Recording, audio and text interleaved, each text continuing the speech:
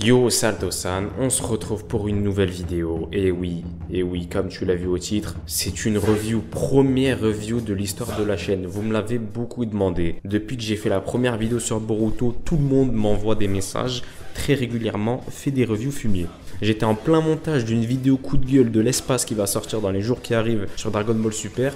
J'ai vu le chapitre 69 de Boruto, j'ai tout arrêté, review de Boruto. Donc déjà, comme tu as pu le voir, la vidéo déjà est spéciale. Tu sais, tu peux regarder ça en faisant autre chose. C'est une vidéo que tu peux mettre en arrière-plan. Pour ceux qui regardent vraiment l'écran de la vidéo, bien sûr, il y aura du montage, il y aura les images des chapitres, ne vous inquiétez pas. Mais tu peux écouter ça tranquillement, en faisant d'autres trucs sur Internet. Bref, tu connais, je vais pas t'apprendre ça. Le chapitre 69 de Boruto est sorti.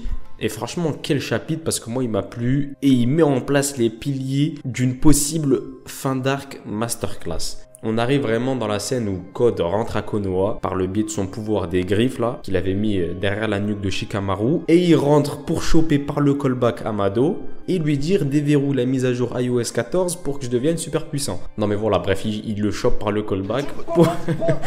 Déjà, rien que l'expression, elle me termine. Il le chope par le call pour lui dire déverrouille-moi cousin. Là, ça va partir en live sinon. Là, sur ça, c'était vraiment la fin du dernier chapitre, le 68. Et Ada, en fait, la deuxième cyborg, Ada rentre en scène et se fait téléporter par le pouvoir des griffes de Code. Et elle aussi, maintenant, est dans Konoha. Elle est dans la salle face à Shikamaru, face à Amado. Et on se dit, qu'est-ce qui va se passer? Et c'est comme ça que le chapitre 69 commence. Déjà, bon, la théorie qui disait que c'était sûrement sa fille, la fille d'Amado, se confirme. Amado, il est pas bien. Il tremblote, il est dans le mal, tu vois, comme moi quand j'ai vu que Chelsea menait 3-0 au Real Madrid. Bref, tu vois, il est pas bien. Et donc, du coup, on se rend compte que oui, Ada est soi-disant la fille d'Amado. On sait pas ce qui s'est passé.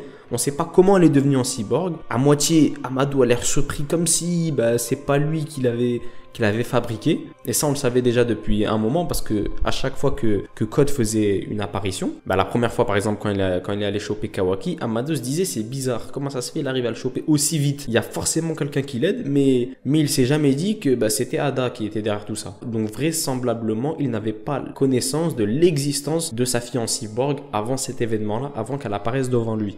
Et dans ce chapitre-là, on voit vraiment la puissance de Ada. En fait, c'est même pas une puissance, c'est son pouvoir d'attraction entre guillemets. Il est vraiment trop cheaté, ça marche de ouf sur Delta. Elle essaie de lui mettre un petit Mawashigiri sur le côté, elle arrive même pas à la toucher tellement ça marche pas en fait. Elle rend tout le monde attiré par elle automatiquement. Et même Shikamaru qui a un putain de mental quand même. Oh, Shikamaru, respectez le garçon. même lui, en forçant, il n'y arrive pas. Donc dinguerie, on a vraiment ce sentiment de puissance de ouf chez Ada. Et on se dit qui va pouvoir lui rivaliser à part un Otsutsuki. Parce que c'est les seuls qui ne sont pas attirés par son pouvoir. Donc dinguerie en fait, dinguerie. On voit que son pouvoir est ultra cheaté alors qu'elle a même pas présenté Daemon, son petit ref qui lui pour moi a l'un des pouvoirs les plus cheatés en fait. Donc sans lui, c'est déjà chaud. Et sinon après on arrive à l'un des moments les plus stylés du chapitre. L'un des moments essentiels, c'est la discussion Sasuke-Boruto. Sasuke est totalement choqué en fait. Sasuke il est choqué parce que c'est censé être lui le maître, le sensei de Boruto. C'est censé être lui qui le protège. Et il a appris bien sûr ce qui s'est passé quand Kawaki a essayé de le fumer. Enfin même pas il a essayé, il a totalement fumé. Et donc il s'en veut. Il se dit que c'était son rôle en fait d'empêcher Boruto de péter un plomb quand il est en mode Momoshiki. Et en même temps, on voit un Sasuke qui, en fait, il est choqué de Boruto, il est choqué du niveau de résolution qu'a Boruto. Parce que là, en fait, on s'en rend pas compte, mais t'as un petit gosse de 13 ans qui a capté l'enjeu de la situation et qui a capté que la seule solution, c'est de se faire fumer, de se faire tuer. Et ce mec-là, c'est Boruto. Il tremble pas face à Kawaki, il lui a dit « Mec, tue-moi ». Et il s'est fait tuer comme ça. C'est te montrer le niveau de résolution. Et on arrive dans une situation où Sasuke, en tant que maître, il voit son élève avoir une résolution comme ça. Et il lui dit, et c'est une case hyper imposante en fait, c'est une case hyper badass, où il est en train de lui dire, bon, là maintenant c'est à moi de te montrer ma résolution. Comment l'interpréter cette phrase? Il y a deux façons. Moi je l'ai interprété en mode suicidaire. Je l'ai interprété en mode, il va vouloir faire une dinguerie. Il va vouloir faire du sale, il va vouloir faire une dinguerie en allant, je sais pas moi, au-delà de ses limites, en bravant les dangers. En tout cas, vraiment, la première impression, sans réfléchir, quand j'ai lu cette case où il dit peut-être que cette fois c'est à moi de te montrer ma résolution, avec son regard un peu dans le vide, et Boruto qui capte pas trop, je me suis dit, aïe aïe aïe Sasuke, qu'est-ce que t'es en train de nous préparer? Ça sent le suicide en live, ça sent l'histoire qui finit très mal en fait. Et donc oui, bien sûr, pour ceux qui ne captent pas un peu comment un arc se développe, se met en place, on est à la deuxième partie de l'arc Code.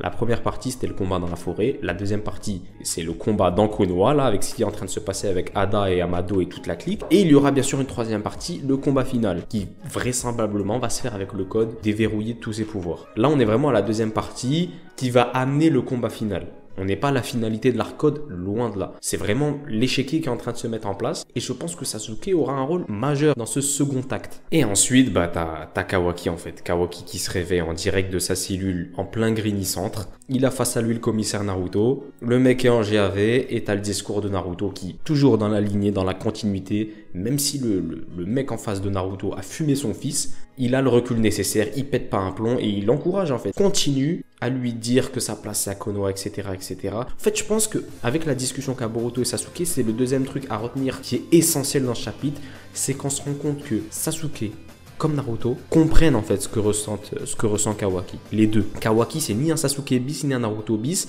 mais les deux captent que faut vite le soutenir ce petit parce que ça peut très vite partir en live. Et ils en ont fait l'expérience. Un mec qui est rejeté par tout un village, un mec qui trouve pas sa place dans le monde, bah c'est un petit peu les deux, c'est Naruto et Sasuke. Donc ils savent très bien que les mecs perdus comme ça, et de toute façon c'est, comme l'a dit Naruto, c'est pour ça qu'il est devenu Hokage, pour pas qu'il y ait de récidive de ces exemples-là. Ah bah, les deux captent qu'il faut le soutenir et ils l'ont soutenu. Donc c'est hyper intéressant à suivre. Et l'évolution de Kawaki, on sent qu'il peut très vite couler dans les ténèbres, mais il se raccroche tout le temps, et t'as toujours des persos qui le retiennent en fait.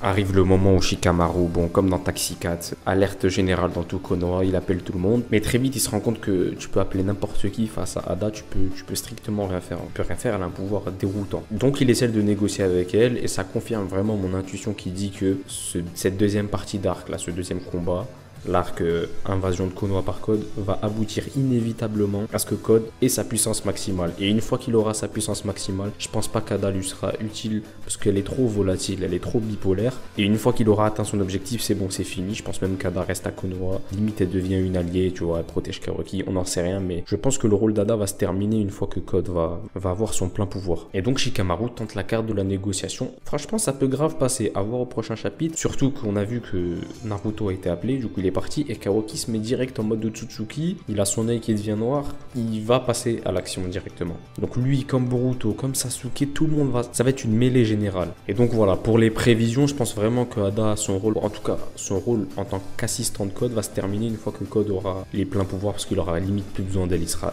ultra cheaté. J'ai hâte de voir Sasuke qui la fixe parce que je pense pas que Sasuke, lui, il va flancher. Il va faire une tête à la Saitama qu'on va la voir en mode ok, il n'y a rien qui va se passer. Ce vieux cœur de pierre là, aucune émotion, rien du tout. Son ref, il a tué tout le clan et sa daronne est son ref. Et toi, tu vas me faire croire que genre c'est Ada qui va l'impressionner, qui va l'intimider par son charme. Non, rien du tout. Il en a rien à foutre. Il va la choper par le callback. Non, je rigole. Mais bien sûr, j'ai hâte de voir leur rencontre. Parce que je pense que ça sera l'un des rares exemples hors Otsutsuki qui va vraiment s'en battre les reins d'elle. Donc voilà pour ce qui est de ce chapitre. Franchement, hyper intéressant. Ça nous met les bases. C'est un petit chapitre de transition. Melo à la bouche qui met en place le deuxième acte, la deuxième grosse baston qui est en train de se passer là maintenant. Et qui met en place aussi la dernière en fait, la baston finale. C'est vraiment dans beaucoup de shonen, c'est toujours comme ça de toute façon.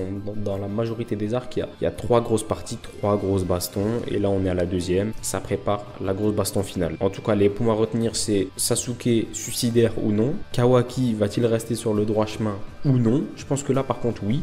Il va rester sur le droit chemin. Sasuke, j'ai peur. Les refs, j'ai peur. La fanbase de Sasuke fait de belle parce que là, c'est un regard de mec suicidaire. Ça, je reconnais. Et sinon, après, bah oui, bien sûr, j'ai complètement zappé un des éléments. C'est Sarada et Mitsuki qui, eux, voilà, ils veulent avoir un rôle plus important. Ils en ont marre d'être à l'écart et ils ont raison. Ils veulent avoir un rôle plus important. Donc, eux aussi, ils auront bien sûr un petit rôle. Pas énorme, mais ils auront un rôle dans cet arc. Vraiment, leur passage, c'est juste pour pas qu'on les oublie. Mais en tout cas, voilà. Un Sasuke quasiment suicidaire. Un Naruto qui est affaibli parce que Kurama est parti, ça annonce du très très lourd pour le dernier arc final et j'ai hyper hâte de voir ça. En tout cas, toi, dis-moi ce que t'en as pensé de ce chapitre dans les commentaires. Et franchement, ça fait bizarre de faire une review sur la chaîne. Là, c'est la première. Il y en aura lors du prochain chapitre, etc., etc. En plus, ça tombe bien. C'est des chapitres tous les mois Boruto. Donc, ça tombe bien pour moi. Je pourrai en faire un et faire d'autres vidéos entre temps. Dis-moi ce que t'en as pensé. N'hésite pas à liker, à t'abonner pour soutenir la chaîne. Et moi, je te dis à plus pour de prochaines vidéos. C'était Alto-san. Ciao.